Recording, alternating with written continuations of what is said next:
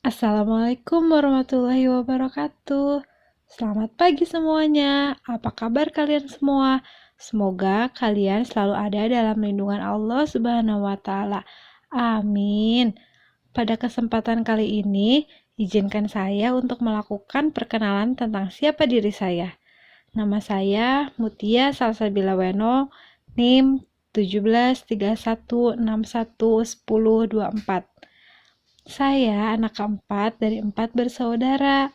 Saya lahir di Sukabumi 4 Februari 1999. Saat ini saya tinggal di Jalan Cikukulu, Sukabumi. Bicara soal hobi, musik adalah salah satu hobi saya. Saat ini saya sedang menempuh di perguruan tinggi Universitas Muhammadiyah Sukabumi, Fakultas Keguruan dan Ilmu Pendidikan. Dari program studi pendidikan guru sekolah dasar, saya baru semester 6. Di sini saya akan menceritakan sebuah kisah dengan judul Sombong Membawa Celaka. Saya kira itu saja yang bisa saya sampaikan mengenai perkenalan ini. Terima kasih banyak atas perhatiannya. Selamat menyaksikan. Di satu cerita, ada seorang gadis yang tinggal di desa. Ia sedang mendapat tugas untuk membimbing dan menemani gadis kota yang akan tinggal sementara di sebuah desa. Desa tersebut sangat indah dan sejuk. Tetapi gadis itu sudah tidak mempunyai kedua orang tua. Betapa sedih hidupnya yang dirasakan gadis desa tersebut. Karena sekarang ia hanya tinggal bersama nenek di sebuah rumah panggung.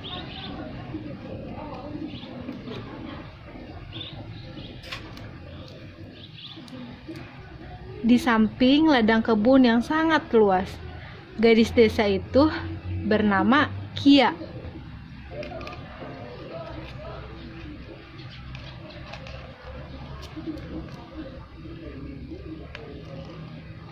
Ia orang yang sangat baik hati, pekerja keras, suka menolong, rajin beribadah, bahkan ia orang yang sangat cerdas. Walau ia tidak sekolah hingga tamat SMA, ia hanya sekolah sampai tingkat sekolah dasar karena terhalang oleh biaya serta akses menuju sekolah yang sangat jauh. Tetapi ia tidak pernah malu dengan kondisi saat ini. Bahkan ia sangat bersyukur dengan apa yang ia miliki saat ini. Walaupun ia tidak tamat sekolah, ia tidak pernah berhenti untuk terus mencari ilmu. Meskipun ilmu tersebut ia dapat sangat terbatas. Tapi ia tidak pernah mengeluh walau ia harus bekerja serabutan untuk menyambung hidupnya dengan sang nenek. Karena sang nenek sudah tidak bisa bekerja dengan keras hingga Kia harus bisa menggantikan posisi neneknya untuk bekerja. Di suatu hari, Kia sedang bekerja di ladang kebun milik Pak Prabu.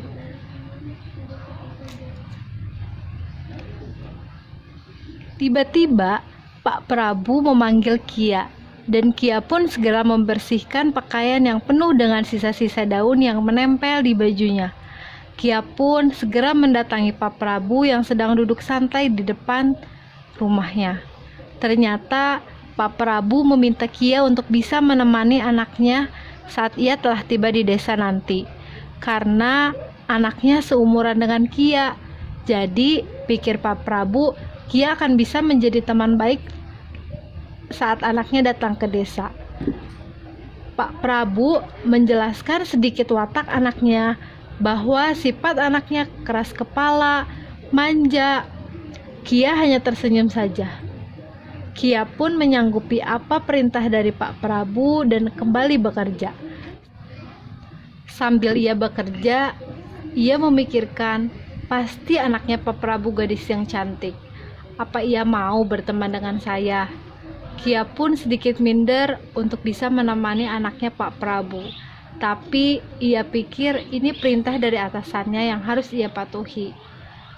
Dan senangnya, mungkin Kia akan mempunyai teman baru. Semoga ia juga bisa berbagi ilmu dengannya. Pada hari itu, gadis kota anak Pak Prabu tiba di desa. Pada saat ia tiba, Ia mengeluh dan membandingkan kondisi di desa dengan di kota tempat ia tinggal.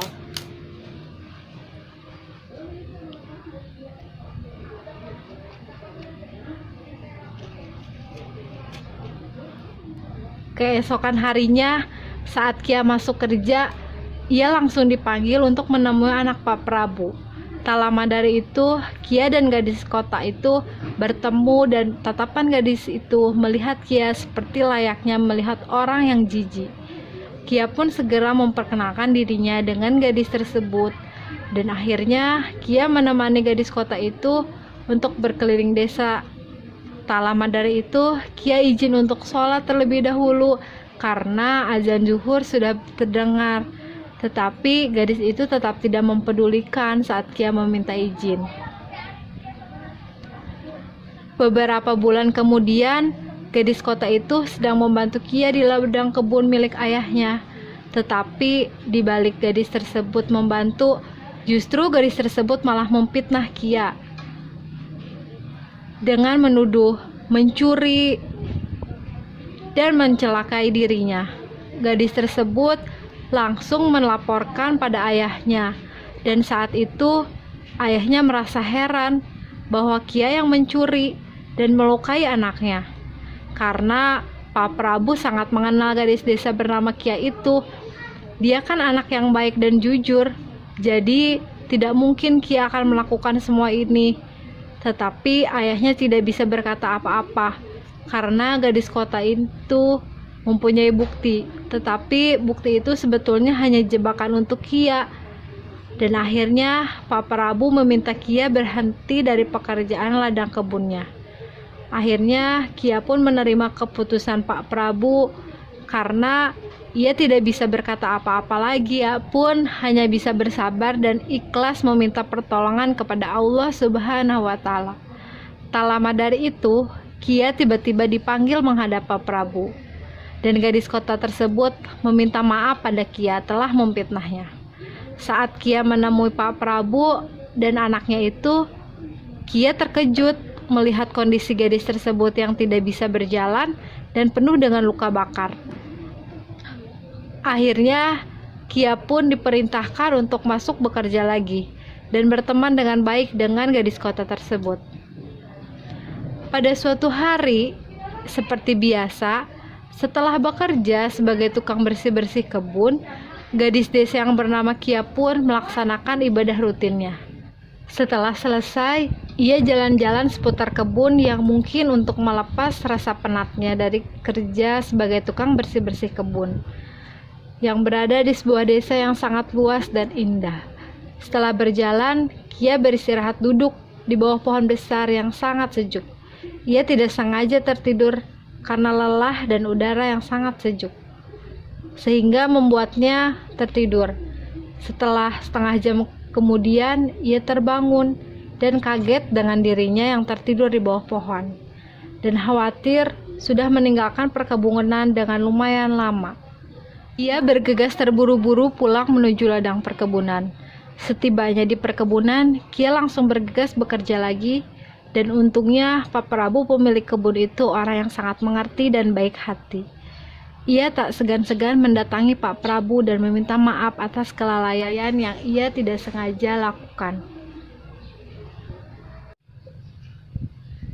Assalamualaikum, Kia menghampiri Pak Prabu. Waalaikumsalam, ada apa nak? Saya ingin meminta maaf atas kelalaian saya, Pak. Tadi setelah sholat zuhur, saya pergi berkeliling kebun dan saya tidak sengaja tertidur dan sekarang saya baru pulang. Oh ya nak, tidak apa-apa, saya mengerti. Kamu pasti sangat lelah, ketambah kamu harus mengurus nenekmu di rumah. Kalau begitu, kamu lanjutkan saja pekerjaanmu nak. Baik Pak, terima kasih banyak. Saya pamit ke kebun lagi ya Pak. Kia pun pergi menuju kebun. Nak, tunggu sebentar. Ada yang saya ingin bicarakan dengan kamu, Kia. Iya, Pak. Ada apa ya? Seolah-olah Kia kaget. Jadi begini, anak saya yang dari kota akan datang dan belajar soal perkebunan di sini. Saya pikir kamu pantas, Kia, untuk mendampingi dan membimbing anak saya selama ada di desa ini. Kamu mau kan, Kia? Sambil tersenyum, ia menjawab, baik Pak, saya mau. Jadi apa saja tugas saya Pak nantinya? Alhamdulillah kalau kamu bersedia nak.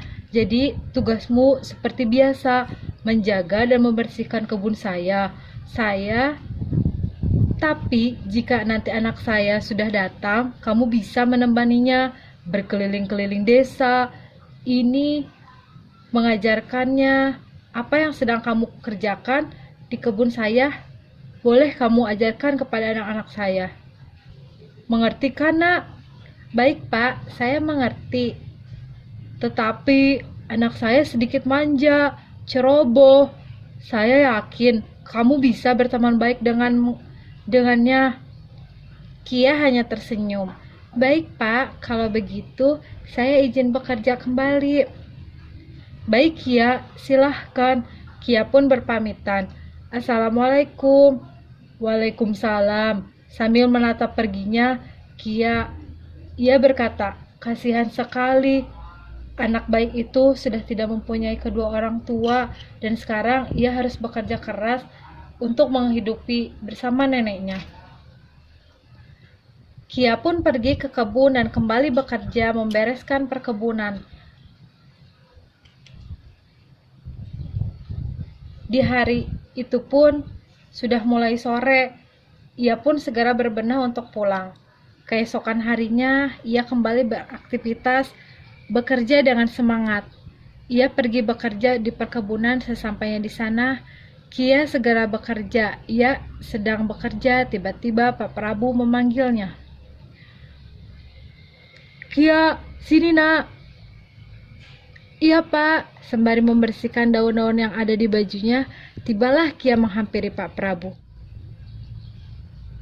Nak, perkenalkan, ini anak saya yang kemarin saya ceritakan. Namanya Raisa, panggil saja dia Yaya. Sambil tersenyum, oh iya, nama saya Kia. Ya, sambil menatapnya seperti orang jijik. Nah, ini Kia yang akan menjadi teman kamu selama ada di desa ini. Kamu pun bisa belajar apapun soal perkebunan ini dengannya. Hah, teman? Kok beda ya dengan teman-temanku di kota yang cantik, bersih, wangi-wangi, gak seperti orang-orang di sini, dekil-dekil. Loh, nak, kamu jangan berbicara seperti itu. Kia ini orang yang hebat, pekerja keras, rajin beribadah, dan jujur. Kamu harus bisa mencontoh kebaikan Kia. Dalam hatinya, apa-apaan ayah ini membela gadis dekil ini? Kia hanya terdiam menunduk. Ayo Kia, ajak Yaya untuk melihat-lihat kebun. Baik Pak, ayo Yaya, aku ajak kamu berkeliling kebun ini. Oke, sambil memasang muka malas. Akhirnya, Raisa, gadis kota, dan Kia pergi melihat-lihat sekitar perkebunan. Yaya terlihat manja, merasa kepanasan saat Kia ajak jalan menuju lahan-lahan yang sedikit susah untuk dilewati. Yaya, kamu pasti gadis yang pintar ya di sekolahmu. Ya, memang aku anak pintar keturunan ayah ibuku, kan pintar dan kaya-kaya. Kamu sangat beruntung masih mempunyai kedua orang tua yang sangat peduli dan menyayangimu. Ya. Sebetulnya, aku ingin sekolah dan pintar seperti anak-anak yang lain. Raisa, apa kamu mau berbagi ilmu denganku? Apa? Aku harus berbagi ilmu denganmu. Rugi kali aku capek-capek sekolah dan kamu hanya ingin diajarkan saja. Enak saja. Kia hanya terdiam, menunduk, dan mengajak Yaya untuk lebih jauh pergi dari perkebunan. Kia mengajaknya ke suatu pohon yang sejuk yang sempat dia tertidur di pohon itu. Kita mau kemana ini? Sebentar lagi kita sampai. Tempatnya sangat indah dan sejuk. Tibalah di tempat yang Kia tuju. Oh, ini tempat yang kamu bilang enak itu. Iya, ini yang aku maksud. Di sini tempat favoritku. Dikala aku capek atau aku belajar, pasti aku pergi ke tempat ini. Ya, memanglah aku akui tempat ini sangat indah dan sejuk. Tapi sayang sekali, aku tetap lebih suka jalan-jalan ke mall yang wangi belanja. Happy days pokoknya. Beda dengan sekarang. Udaranya saja enak, dingin, segar, tapi fasilitasnya nyusahin orang. Masa Allah ya, kamu tidak boleh berbicara seperti itu. Kampung dan kota kan jelas-jelas memang berbeda. Tapi kamu seharusnya bersyukur atas apa yang sekarang kamu lihat. Bukannya indah kan pemandangannya? Hidup di kota dan di kampung kan ada positifnya juga. Tidak semua orang yang di kampung bisa kamu anggap kecil. Karena Allah Subhanahu wa Ta'ala menyukai orang-orang yang selalu bersyukur atas nikmat yang telah Ia miliki dan rasakan. Nah, sekarang kamu harus bersyukur atas semua ini. Ya, terserah. Aku dong. Itu kan hidupku. Kok kamu yang ceramahin aku sih dengan nada sinis? Ayo Yaya, kita harus pulang ke perkebunan.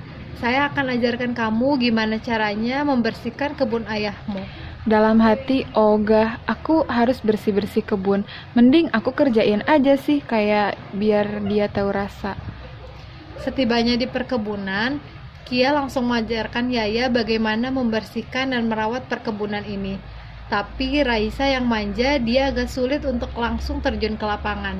Akhirnya, Kia hanya mengenalkan bagaimana caranya saja merawat tanaman-tanaman kebun ayahnya ini. Sementara Yaya sedang memikirkan rencana jahatnya untuk Kia. Raisa berencana memfitnah Kia untuk mengambil tanaman dan buah yang ada di kebun, serta berniat mencelakakan Kia. Ya sudah Yaya, kamu tunggu saja di pinggir. Aku akan menyelesaikan tugas-tugas ini. Oke, baik. Raisa yang terus berpikir untuk menemukan cara bagaimana ngerjain gadis kampung bernama Kia itu, dan akhirnya Raisa menemukan cara untuk memfitnahnya. Cara tersebut ia gunakan untuk meminta Kia mengambilkan tanaman yang bagus dan buah-buahan dan meminta Kia untuk menyimpannya di dalam tas Kia. Karena dengan alasan Raisa tidak membawa tas. Kia, kamu sini dulu. Iya, ada apa Yaya? Aku mau minta tolong sama kamu. Tolong ambilkan buah yang lebat itu. Dan aku ingin sekali tanaman yang cantik itu. Tapi simpankan dulu ya di tas kamu. Aku tidak membawa tas. Baik, nanti setelah aku selesai aku kabarin kamu ya. Akhirnya Kia pun pergi mengambil tanaman dan buah yang diinginkan Raisa. Pada saat Kia memetik tanaman dan buah lalu memasukkan ke dalam tas. Karena permintaan Raisa yang bermaksud ditaruh dulu di tasnya. Ternyata Raisa berniat jahat merekam saat Kia memetik tanaman dan buah. Serta saat Kia memasukkannya, Raisa bermaksud menuduh Kia mencuri tanaman dan buah. Padahal itu permintaan Raisa. Rekaman itu Raisa bermaksud memperlihatkannya pada ayahnya. Raisa pun bergegas pulang dan menghampiri ayahnya. Ayah, lihat ini, sambil berlari menghampiri ayahnya. Ada apa sih kamu nak, sampai lari-lari begitu? Lihat ini loh ayah, kayak Kia yang selama ini ayah banggakan, kok dia berani ya mencuri seperti itu? Dengan terheran, tidak percaya Kia akan melakukan hal seperti itu. Dia kan anak yang baik dan jujur. Ayah tidak percaya dia bisa melakukan hal seperti itu. Ayah, lihat dong. Sudah ada buktinya kan jelas-jelas dia mencuri dan memasukkan ke dalam tasnya. Sekarang, di mana Kia? Ayah akan bicara dengannya. Dia masih di kebun kali ya. Tadi kan aku pulang duluan karena melihat hal ini, jadi aku buru-buru ingin kasih tahu ayah sebelum terlambat. Ya sudah, panggil Kia sekarang juga. Baik ayah, aku akan memanggilnya sekarang. Raisa pun pergi memanggil Kia, dan Kia pun sedang terduduk sambil menunggu Yaya yang ia pikir entah kemana. Yaya, kamu dari mana saja? Aku mencarimu dari tadi, tidak ada. Aku kebelet ingin buang air, jadi aku pulang dan sekarang aku kesini disuruh ayahku untuk memanggil kamu. Ayo mari kita ke ayahmu sekarang. Kia dan Raisa pun pergi. Assalamualaikum, Pak. Ada apa Bapak memanggil saya? Kamu tadi habis ngapain di kebun? Saya tadi bersama Yaya berkeliling kebun, dan Yaya menyuruh saya mengambilkan buah dan tanaman. Untuk apa aku menyuruh kamu? Kalau mau, aku bisa mengambilnya. Sudah, Kia, ini apa maksudnya? Kia yang melihat sungguh bingung dengan semua ini. Kia pun menceritakan yang sebenarnya kepada Pak Prabu. Jadi, tadi Yaya menyuruh saya, Pak, mengambil tanaman dan buah dan menitip pada tas saya karena tadi Yaya tidak membawa tas. Begitu, Pak. Saya tidak berbohong. Tidak ada niatan saya untuk mencuri. Alah, masa sih ya dia ngaku? Sementara ini, Kia, kamu jangan dulu bekerja di sini. Biar saya memikirkan ini dulu. Tapi saya percaya kamu tidak akan melakukan hal ini. Baik, Pak. Saya akan pulang sekarang. Akhirnya Kia pun pulang. Dan Raisa merasa puas dengan apa yang ia lakukan pada Kia. Sementara Pak Prabu berpikir cara yang terbaik seperti apa. Tak lama dari itu, Raisa pergi ke kamarnya. Karena di kamarnya banyak nyamuk. Ia menyalakan pembakar nyamuk, lalu ia menyimpannya di bawah kasur, dan ia tertidur. Setelah 1 jam kemudian, ia terbangun mencium bau bakar, dan ia langsung terbangun saat melihat ada api di kasur. Ia berusaha memadamkan api itu, tetapi api itu malah menyambar muka Raisa. Ia merasa kebakar dan kepanasan dan meminta tolong ayahnya. Tak lama dari situ, api pun sudah bisa dipadamkan, dan Raisa justru tersadar apa yang telah ia perbuat pada Kia. Ia segera memberitahu ayahnya yang sebenarnya terjadi seperti apa, dan ayahnya langsung bergegas menelpon Kia dan untuk datang ke rumah. Tak lama Kia pun datang dengan perasaan khawatir. Ayahnya menjelaskan kejadian semua ini, dan Kia merasa senang bahwa bukan dialah yang melakukan ini semua. Saat Raisa menghampiri Kia dengan muka yang terbakar dan tidak bisa berjalan seperti biasa, akhirnya Raisa meminta maaf pada Kia atas apa yang ia lakukan padanya. Ayahnya pun menasihati Raisa. Jadikan semua ini pembelajaran ya, Nak. Ayah tidak mau melihat hal seperti ini terulang kembali. Diibaratkan seperti orang yang berdiri di atas gunung. Dia melihat orang lain kecil, namun dia tidak sadar orang lain melihatnya kecil juga. Kesombongan tidak menjadikan seseorang tinggi derajat, tapi dengan kesombongan itulah dia akan terperosok dalam kerendahan akhlak. Baik ayah, dan Kia maafkan Yaya selama ini ya. Yaya akan jadikan semua ini pembelajaran. Iya Yaya, tidak apa-apa. Semoga kedepannya kita bisa saling mengingatkan ya. Mereka semua sangat senang karena mereka sudah bisa saling menerima satu sama lain. Kesimpulan dan manfaat dari penokohan cerita. Kesombongan adalah sifat yang setiap orang miliki. Tetapi ada orang yang menyadari kesombongan dan langsung berbuat pada kebaikan. Adapun orang yang sudah nyaman akan sifat kesombongannya dengan tak sadar justru telah menjerumuskan pada kebajikan. Islam adalah agama yang mengajarkan akhlak yang luhur dan mulia. Oleh karena itu, banyak dalil Al-Quran dan As-Sunnah yang memerintahkan kita untuk memiliki akhlak yang mulia dan menjauhi akhlak yang tercela. Menunjukkan pujian bagi pemilik akhlak baik dan celaan bagi pemilik akhlak yang harus dihindari oleh setiap muslim adalah sikap sombong. Sikap sombong adalah memandang dirinya berada di atas kebenaran dan merasa lebih di atas orang lain. Orang yang sombong merasa dirinya sempurna dan memandang dirinya berada di atas orang lain. Dan janganlah kamu memalingkan mukamu dari manusia karena sombong, dan janganlah kamu berjalan di muka bumi dengan angkuh.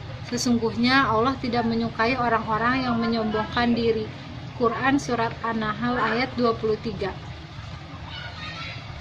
Tidak akan masuk surga seseorang yang di dalam hatinya terdapat kesombongan sebesar biji sawi. Ada seseorang yang bertanya, Bagaimana dengan seorang yang suka memakai baju dan sendal yang bagus? Beliau menjawab, sesungguhnya Allah itu indah dan menyukai keindahan. Sombong adalah menolak kebenaran dan meremehkan orang lain. Hadis riwayat Muslim nomor 91. Dalam cerita di atas dapat kita ambil manfaatnya, janganlah menyombongkan diri kepada manusia, merendahkan mereka, serta menolak kebenaran.